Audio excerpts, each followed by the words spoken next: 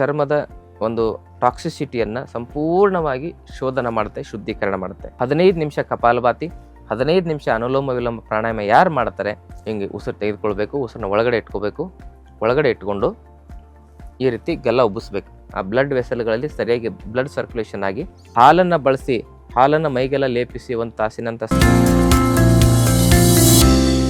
ಶ್ರೀ ಗುರು ಬಸವಲಿಂಗಾಯ ನಮಃ. ಓಂ ನಮಃ ಶಿವಾಯ.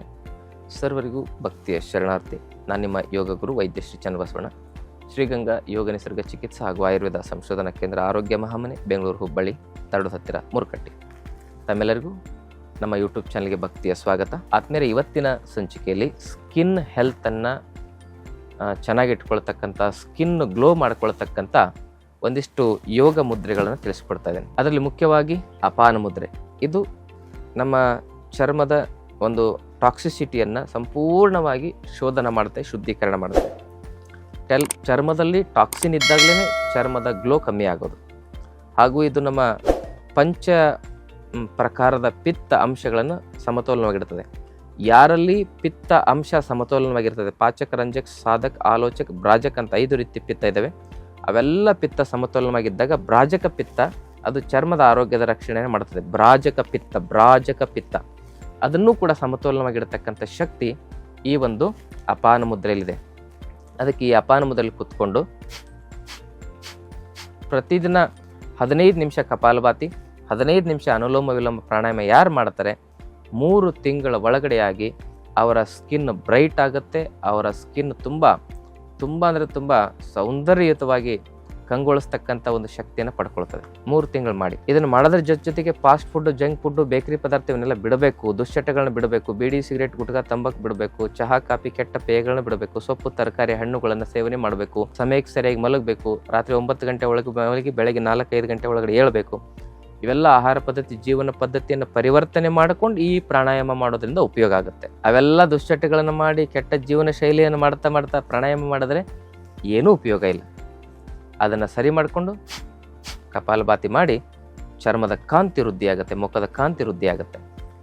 ಮುಖದ ಈ ಒಂದು ಭಾಗದಲ್ಲಿ ಎಲ್ಲ ಈ ಗಲ್ಲ ಎಲ್ಲ ಒಳಗೆ ಹೋಗಿರುತ್ತೆ, ಮುಖದಲ್ಲಿ ಕಳೆನೇ ಇರೋದಿಲ್ಲ. ಅದಕ್ಕೆ ಮತ್ತೊಂದು ಮುದ್ರೆಯನ್ನು ಹೇಳ್ತೀನಿ. ಅದ್ಯಾವುದು ಅಂತ ಹೇಳಿದ್ರೆ ಜಾಲಂಧರ ಬಂದ ಮುದ್ರೆ. ಹೇಗೆ ಮಾಡೋದು, ಹಿಂಗೆ ಉಸಿರು ತೆಗೆದುಕೊಳ್ಬೇಕು, ಉಸಿರನ್ನ ಒಳಗಡೆ ಇಟ್ಕೋಬೇಕು, ಒಳಗಡೆ ಇಟ್ಕೊಂಡು ಈ ರೀತಿ ಗಲ್ಲ ಉಬ್ಬಿಸ್ಬೇಕು, ಮೂಗು ಮುಚ್ಚಬೇಕು.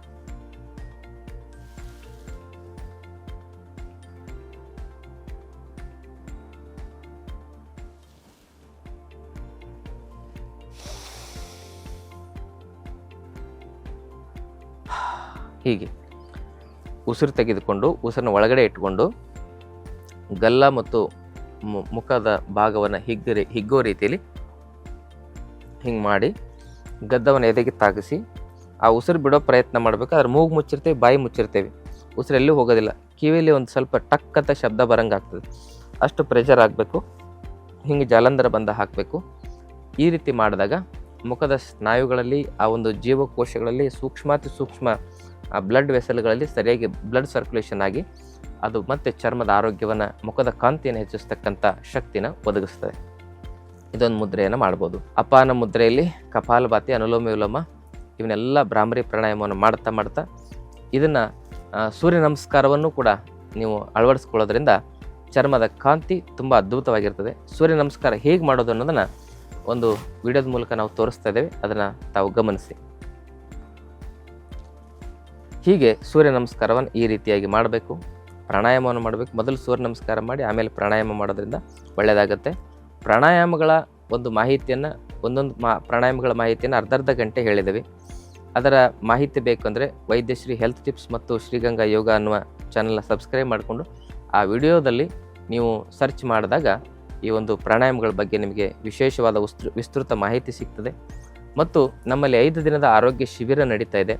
ಅಲ್ಲಿ ಭಾಗವಹಿಸೋದ್ರ ಮೂಲಕ ತಮ್ಮ ಕಠಿಣ ಕಾಯಿಲೆಗಳು, BP, sugar, thyroid, cholesterol, life time medicine ತೆಗೆದುಕೊಳ್ಳೋ ಕಾಯಿಲೆಗಳನ್ನು ನೀವು ಔಷಧಿ ಇಲ್ದಂಗೆ ನಿವಾರಣೆ ಮಾಡಿಕೊಳ್ಬೋದು ಅಂತಕ್ಕಂಥ ವಿಶೇಷ ಸೂಚನೆಯನ್ನು ಕೊಡ್ತಾ, ಆದ್ಮೇಲೆ 3 ದಿನ ಉಚಿತ ಆರೋಗ್ಯ ಜಾತ್ರೆ ಪ್ರತಿ ವರ್ಷಕ್ಕೆ ಒಂದೇ ಸಲ ಅದನ್ನು ಮಾಡ್ತೇವೆ.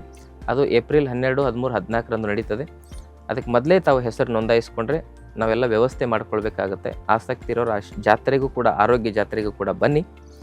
ಮತ್ತು ಈ ಒಂದು ಮಾಹಿತಿಯನ್ನು ಎಲ್ಲರಿಗೂ ಶೇರ್ ಮಾಡಿ, ಚಾನಲ್ನ ಸಬ್ಸ್ಕ್ರೈಬ್ ಮಾಡ್ಕೊಳ್ಳಿ. ಚರ್ಮದ ಆರೋಗ್ಯ ಚೆನ್ನಾಗಿರ್ಬೇಕಂದ್ರೆ ಕೆಮಿಕಲ್ ಸೋಪು ಶಾಂಪು ಬಿಟ್ಟು ಮೈಗೆ ಎಳನೀರನ್ನು ಲೇಪಿಸಿಕೊಂಡು 1 ತಾಸಿನ ನಂತರ ಸ್ನಾನ ಮಾಡಿ, ಹಾಗೂ ಹಾಲನ್ನು ಮೈಗೆಲ್ಲ ಲೇಪಿಸಿ 1 ತಾಸಿನ ನಂತರ ಸ್ನಾನ ಮಾಡೋದ್ರಿಂದ ಕೂಡ ಚರ್ಮದ ಆರೋಗ್ಯ ಚೆನ್ನಾಗಿರ್ತದೆ. ಹಾಗೆಯೇ ಅಲೋವೆರಾ ಜೆಲ್ಲನ್ನು ಮೈಗೆಲ್ಲ ಲೇಪಿಸಿ 1 ತಾಸಿನ ನಂತರ ಸ್ನಾನ ಮಾಡೋದ್ರಿಂದ ಚರ್ಮದ ಆರೋಗ್ಯ ಚೆನ್ನಾಗಿರ್ತದೆ. ಹೆಚ್ಚು ಬಿಸಿನೀರನ್ನ ಸ್ನಾನ ಮಾಡೋದ್ರಿಂದ ಚರ್ಮದ ಆರೋಗ್ಯ ಹಾಳಾಗುತ್ತೆ. ಅದಕ್ಕೆ ತಣ್ಣೀರು ಸ್ನಾನ ಬಹಳ ಒಳ್ಳೆಯದು. ಆಗದೇ ಇದ್ದಲ್ಲಿ ಉಗುರು ಬೆಚ್ಚನೆ ನೀರಿನ ಸ್ನಾನ ಮಾಡೋದ್ರಿಂದ ಚರ್ಮದ ಆರೋಗ್ಯ ತುಂಬ ಚೆನ್ನಾಗಿರುತ್ತೆ. ಕೆಮಿಕಲ್ ಸೋಪ್ ಬದಲಾಗಿ 100 ಗ್ರಾಮ್ ಕಡಲೆ ಹಿಟ್ಟು, 100 ಗ್ರಾಮ್ ಬಿಲ್ಪತ್ರೆ, 100 ಗ್ರಾಮ್ ಗರಿಕೆ, ಆಮೇಲೆ 100 ಗ್ರಾಮ್ ಮೆಂತ್ಯ ಕಾಳಿನ ಪುಡಿ, 100 ಗ್ರಾಮ್ ಕಸ್ತೂರಿ ಅರಿಶಿನ ಇವೆಲ್ಲವನ್ನು ಮಿಶ್ರಣ ಮಾಡಿ ಇಟ್ಕೊಂಡು ಆ ಪುಡಿ ಮಿಶ್ರಣ ಮಾಡಿ ಆದ ಸ್ನಾನ ಚೂರ್ಣದಿಂದ ಸ್ನಾನ ಮಾಡೋದ್ರಿಂದ ಚರ್ಮದ ಆರೋಗ್ಯ ಚೆನ್ನಾಗಿರ್ತದೆ. ಅದಕ್ಕೆ ತಮಗೇನಾದರೂ ಅತ್ಯಂತ ಕಡಿಮೆ ಬೆಲೆಯಲ್ಲಿ ನಮ್ಮಲ್ಲಿ ಸ್ನಾನದ ಚೂರ್ಣವನ್ನು ನಾವು ತಯಾರಿಸಿ ಜನರಿಗೆ ಒದಗಿಸೋ ಪ್ರಯತ್ನ ಮಾಡ್ತಾ ಇದ್ದೇವೆ. ತುಂಬ ಕಮ್ಮಿ ಬೆಲೆಯಲ್ಲಿ ಅದು ನಿಮಗೆ ಸಿಗ್ತದೆ. ಆಸಕ್ತಿ ಇದ್ದರೆ ಆ ಸ್ನಾನದ ಚೂರ್ಣವನ್ನು ನಮ್ಮ ಆಶ್ರಮದ ಮೂಲಕ ತಾವು ತರಿಸ್ಕೊಂಡು ಬಳಸ್ಬೋದು. ಅದು ಚರ್ಮ ಅಂದರೆ ಕೇವಲ ಸೌಂದರ್ಯದ ಸಂಕೇತ ಅಲ್ಲ, ಅದು ನಮ್ಮ ಬ್ಯಾರಿಯರ್ ಇಮ್ಯುನಿಟಿ, ನಮ್ಮ ರೋಗ ಪ್ರತಿರೋಧಕ ಶಕ್ತಿಯ ಪ್ರಧಾನ ಕೇಂದ್ರ ಅಂತಕ್ಕಂಥ ಮಾತನ್ನು ಹೇಳ್ತಾ ತಮ್ಮೆಲ್ಲರಿಗೂ ಶರಣಾರ್ಥಿ. ಇನ್ನಷ್ಟು ಆಯುರ್ವೇದ ಮತ್ತು ಯೋಗ ಚಿಕಿತ್ಸೆ ಟಿಪ್ಸ್ಗಾಗಿ Vaidyashree health tips channel subscribe ಮಾಡಿ, ಹಾಗೆ ಫೇಸ್ಬುಕ್, ಇನ್ಸ್ಟಾಗ್ರಾಂನಲ್ಲಿ ಫಾಲೋ ಮಾಡಿ.